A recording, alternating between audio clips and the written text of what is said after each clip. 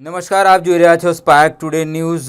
આવનાર ભગવાન જગન્નાથજીની રથયાત્રાને લઈને આજે ઝોન 4માં સીટીપીઆઈ દેસાઈ સાહેબ, મેકવાન સાહેબ, એસીપી બામણિયા સાહેબ, ભોલુ બાપુ, જાહિદ બાપુ, હિન્દુ મુસ્લિમ આગેવાનો મળીને આજે એક શાંતિ સમિતિની બેઠકનું આયોજન કરવામાં આવ્યું હતું, જેમાં જાહિદ બાપુએ કહ્યું હતું કે જેમ મોહરમના પર્વને શાંતિપૂર્ણ માહોલમાં ઉજવાયો હતો તે બદલ તેમને હિન્દુ ભાઈઓનો આભાર માન્યો હતો। અને જાહિદ બાપુએ કીધું હતું કે વર્ષોથી જેમ જગન્નાથજીની રથયાત્રા નીકળે છે અને રથયાત્રા જેમ શાંતિપૂર્ણ માહોલમાં યોજવામાં આવે છે તે જ રીતે શાંતિપૂર્ણ માહોલમાં ભગવાન જગન્નાથજીની રથયાત્રા નીકળશે અને તેમાં કોઈપણ પ્રકારનો અનિચ્છનીય બનાવ ન બને તે માટેના ખાસ પગલાં લેવામાં આવશે તેમ જાહિદ બાપુએ જણાવ્યું હતું। અને આમ શાંતિપૂર્ણ વાતાવરણમાં ભગવાન જગન્નાથજીની રથયાત્રા નીકળે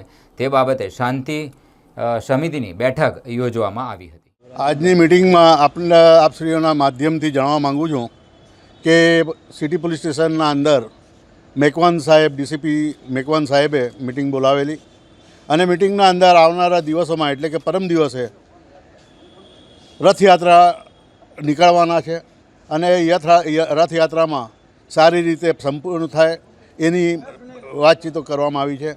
અને અમારા વિસ્તારના હિન્દુ મુસ્લિમ દરેક સમાજના વ્યક્તિઓ અહીંયા હાજર હતા અને બધાએ એ વાતને લબ્બે કહીને આગળ કામ કરીશું એવી બાંયધરી આપેલી છે। મુસ્લિમ સમાજ તરફથી સ્વાગત કરવામાં આવશે? મુસ્લિમ સમાજ તરફથી મચ્છીપીઠ છે, પછી પદ્માવતી શોપિંગ સેન્ટર છે, તે જગ્યાએ એમને કરવામાં આવશે।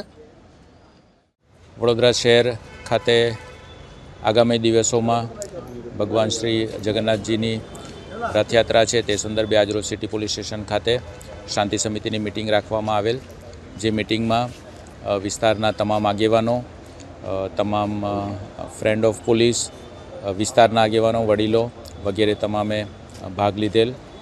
અને આ જે રથયાત્રા છે, રથયાત્રા દરમિયાન સમગ્ર રથયાત્રા ખૂબ જ શાંતિપૂર્ણ માહોલમાં, ખૂબ જ સૌહાર્દપૂર્ણ વાતાવરણમાં, ખૂબ જ સારી રીતે રંગેચંગે પૂર્ણ થાય એ માટે આ મિટિંગનું આયોજન કરવામાં આવેલ। તમામના સૂચનો અને સજેશન લેવામાં આવેલ છે।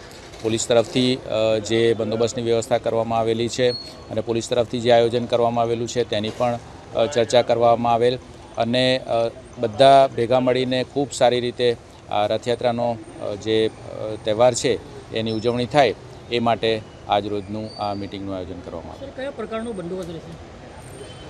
રથયાત્રાનું જે આયોજન છે એમાં વડોદરા શહેર પોલીસ દ્વારા સંપૂર્ણપણે બંદોબસ્તની તૈયારી કરી લેવામાં આવેલી છે, જેમાં જુદા જુદા વિસ્તારોમાં, જુદા જુદા સેક્ટરમાં બંદોબસ્ત રહેશે।